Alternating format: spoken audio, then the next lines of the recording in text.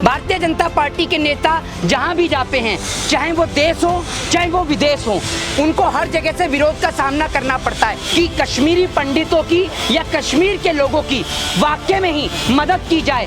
तो विजय कुमार कोई मुसलमान नहीं है, राहुल भट्ट कोई मुसलमान कोई पाकिस्तान के नहीं थे, वो भी हिंदुस्तान के थे। लगातार कश्मीरी पंडितों ने इतना तक सरकार को अल्टीमेटम दे दिया कि हम पलायन कर देंगे, लेकिन मोदी जी रद्दी भर फर्क नहीं।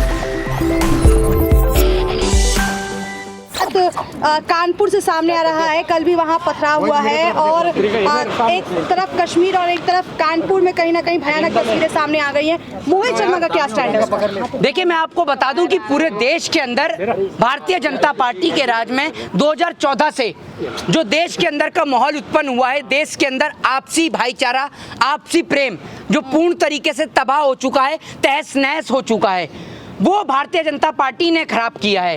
भारतीय जनता पार्टी के नेता जहां भी जाते हैं, चाहे वो देश हो चाहे वो विदेश हो, उनको हर जगह से विरोध का सामना करना पड़ता है। यहाँ तक कि जब भारतीय जनता पार्टी के नेता ऑस्ट्रेलिया के अंदर तक जाते हैं, वहाँ भी उनके खिलाफ विरोध प्रदर्शन होता है। आपने देखा कि कार्यक्रम उनको रद्द करना पड़ता है।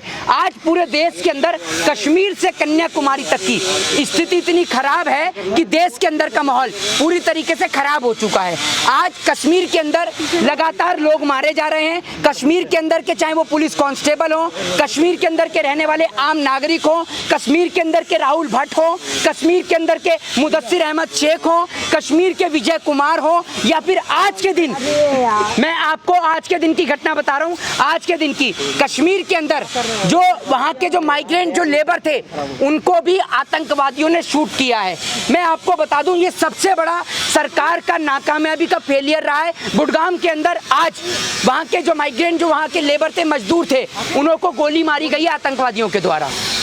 तो अभी तो 2 दिन में 2 बार बैठक कर चुके हैं अजीत डोभाल से गृह मंत्री अमित शाह, तो अभी तक भी आपको लग नहीं रहा है कि जो भाजपा का स्टैंड है वो कहीं ना कहीं साफ हो पाएगा, कश्मीर में वो लोगों की मदद कर पाएंगे?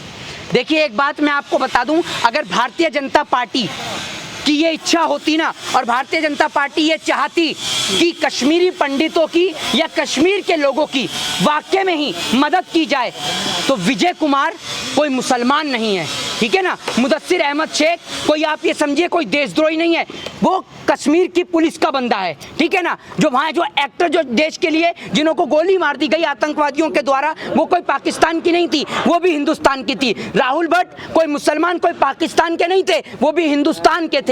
लगातार कश्मीरी पंडितों ने इतना तक सरकार को अल्टीमेटम दे दिया कि हम पलायन कर देंगे, लेकिन मोदी जी रद्दी भर फर्क नहीं, रद्दी भर फर्क नहीं। और जनाब, मैं आज इस देश की सोशल मीडिया का तहे दिल से धन्यवाद करता हूं, लेकिन आप लोगों के लिए भी एक बात यही कहना चाहूंगा कि आप लोग लगातार जिस तरीके से देश की आवाज को उठाते हैं, लेकिन आप लोगों को भी टारगेट किया जाता है। लगातार कई यूट्यूब के चैनलों को बंद किया जा रहा है, ठीक है। तो हम उनके लिए भी कहना चाहेंगे, आप लोग आवाज उठाने का काम करिए, पूरा देश आपके साथ है। लेकिन जिस तरीके से कश्मीर के अंदर लगातार कश्मीर के लोगों को मारा जा रहा है, मेरी कश्मीर के लोगों से बात हुई, पता है आपको कश्मीर के लोग कितना डर और दहशत के अंदर हैं। कश्मीर के लोगों का साफ तौर पे कहना है, मेरी कश्मीर के लोगों से बात हुई, लेकिन मैं आपको उनकी रिकॉर्डिंग्स नहीं सुना सकता हूँ। उसके पीछे का कारण ये है कि वो लोग ये कह रहे हैं कि अगर आप हमारी रिकॉर्डिंग यहाँ पर न्यूज़ चैनल्स में सुना देंगे तो हमारा जो है यहाँ पर हमारे को गोली मार दी जाएगी। वहाँ टेररिस्ट आतंकवादी, वो लोग जो पाकिस्तान से आ रहे हैं। सरकार, आप ये समझिए, जम्मू कश्मीर से धारा 370 हटाने के बाद आज तक पीओके यानी पाक अधिकृत कश्मीर को पूर्ण रूप से ये समझिए कि सेफ नहीं कर पाई है। लेकिन कहा तो ये जा रहा था कि 370 हटने के बाद वहाँ हालात ठीक हो गए हैं। कहने को तो मैं ये कह दूं कि आप 10 करोड़ रुपए चोरी करके भागे हैं, विजय माल्या आप ही हैं, तो आप दे देंगे क्या बैंक का सारा पैसा? बताइए, अब क्यों चुप हो गए आप?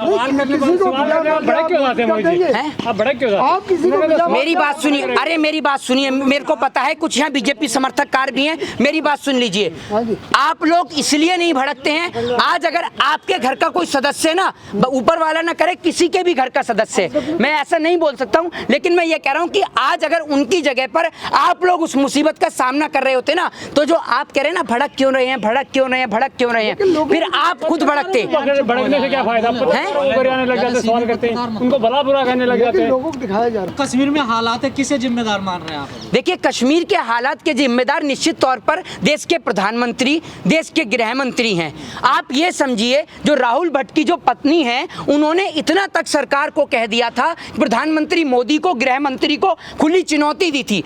जब उनकी वाइफ प्रधानमंत्री गृह मंत्री को चुनौती दे सकती है और ये कह सकती हैं कि आप बिना सुरक्षा के कश्मीर में नहीं आ सकते, तो आप सोचिए कश्मीर की स्थिति कितनी खराब होगी। जब सरकार ने वहां धारा 370 हटाई तो सरकार वहां पर सब कुछ ठीक क्यों नहीं कर पाई? आज तक बीजेपी के जितने नेता चिल्ला रहे थे, जितना आप ये समझिए सड़क पे भौंकने वाले कुत्ते भाव भाव नहीं करते, उससे ज्यादा बीजेपी वाले चिल्ला रहे थे, मैं भी कश्मीर में प्लॉट लूंगा। अरे आप भी कश्मीर में प्लॉट ले सकते हैं। जी हाँ, आप भी कश्मीर में प्लॉट ले सकते हैं। कितने नेताओं ने प्लॉट लिया बताइए ना? ये जितने भी नेता दिल्ली में बैठते हैं अपना बंगला लेकर, सबके प्लॉट करवा दे वहां पर कश्मीर में, पता चल जाएगी आपको। सबसे बड़ा दुर्भाग्य यही है पत्रकार महोदय कि कश्मीर के अंदर मरने वाली किसी नेता की औलाद नहीं है। कश्मीर के अंदर सीने पे गोली खाने वाले पुलिस कांस्टेबल, आर्मी के जवान, बीएसएफ, बॉर्डर सिक्योरिटी फोर्स में किसी नेता के बच्चे नहीं हैं।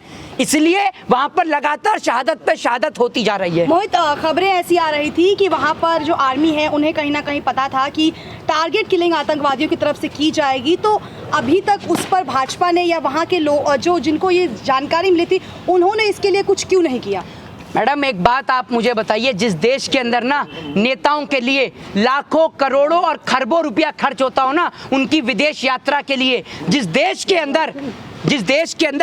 का प्रधानमंत्री, देश का जनसेवक के पास पहनने को कपड़ा नहीं है, लेकिन प्रधानमंत्री 10 करोड़ का सूट पहने और राफेल और बड़े बड़े विमान, बड़े बड़े hi fi helicopter, chartered planes में घूमे, और उस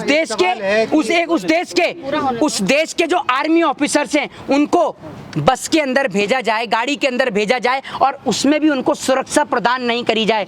उस दिन मेरे को सरकार के ऊपर सवाल खड़े करने की मंशा हो गई थी और मैं समझ गया था कि सरकार कितने निचले स्तर की सरकार है। ये बीजेपी इस प्रकार की सरकार है कि अक्षरधाम मंदिर पे हमला, कांधार हाईजैक, पुलवामा अटैक, संसद पे हमला, इन सब की तारीख मिलाइए और भारतीय जनता पार्टी के चुनाव की तारीख मिलाइए। ये सिर्फ एक ही काम जानती है और वो है नाम बदलना, नाम बदलने के अलावा कुछ नहीं। तो आप कह रहे हैं कि चुनाव है इसलिए ये ऐसी हरकतें हो रही हैं? निश्चित तौर पर हो रही हैं। मोहित शर्मा, प्रधानमंत्री मोदी के एक इशारे पे जो है यूक्रेन और रूस का जो युद्ध रुक जाता है 3 घंटे के लिए, तो कश्मीर में जो हत्या हो रही है वो क्यों नहीं रुक पा रहा है?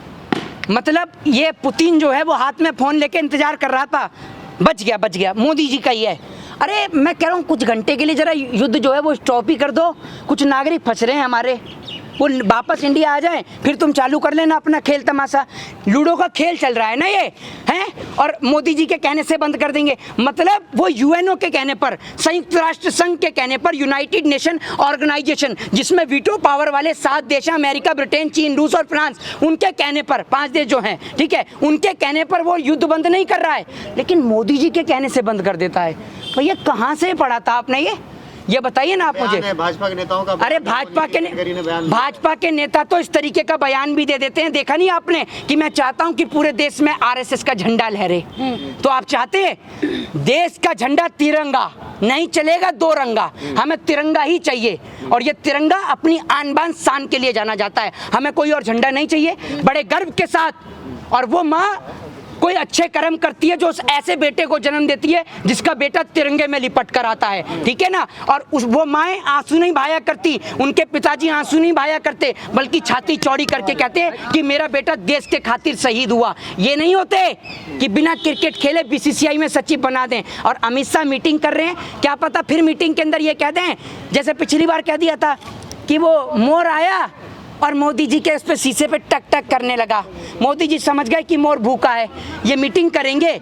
क्रिकेट का मैच जब ये आईपीएल देख रहे थे ना, कश्मीर के अंदर बुरा हाल था, कश्मीर का स्थानीय निवासी मर रहा था, कश्मीर का पुलिस वाले मर रहे थे, कश्मीर के जवान शहीद हो रहे थे, लेकिन प्रधानमंत्री बना रहे थे 8 साल बेमिसाल और गृह मंत्री आईपीएल देख रहे थे। कश्मीर फाइल पे तो इतने बवाल मचा था मोहित जी, वो लोग कहाँ हैं? इनको तो ढूंढ कर लाइए। ये मिथुन चक्रवर्ती तो भारतीय जनता पार्टी का इतना बड़ा समर्थककार है, और जितने भी लोग फिल्म देख के आ रहे थे सबके साथ कश्मीरी फाइल्स देख के मेरे को बड़ा दुख हुआ, इतनी बुरी स्थिति। कह रहे थे Anupam Kher live debate show के दौरान रोए भी थे। मैं रो नहीं रहा हूँ, ये मैं आपको बता रहा हूँ, ये उन लोगों का बता रहा हूँ मैं, ये एक्टर जो हैं, ये अरे मोदी जी मैं आपको बताऊँ, मोदी जी तो इतने बड़े एक्टर हैं कि एक आदमी को रोने के लिए आंख में ग्लिसरीन की जरूरत होती है। अगर एक्टर की आंख से जो आंसू आता है ना, वो ग्लिसरीन डालने के बाद आता है। मोदी जी तो इतने बड़े एक्टर हैं कि कहीं भी खड़े खड़े रो जाते हैं, और उनको देखते देखते अब तो योगी जी भी सीख गए हैं, वो सदन में रो देते हैं योगी जी भी खड़े खड़े। मोदी जी कहते हैं मेरी जान को खतरा है। जिस देश के प्रधानमंत्री की जान सुरक्षित नहीं है, वो जनता को कहां से सुरक्षित रखेंगे जी? रुमाल में ग्लिसरीन लगा रखी? नहीं, मेरे को ग्लिसरीन की जरूरत नहीं है। मेरे लिए मेरे कश्मीर के लोगों का दर्द और पूरे हिंदुस्तान का दर्द मेरे सीने में है। मेरे को किसी के आगे आंसू बहाने की जरूरत नहीं है।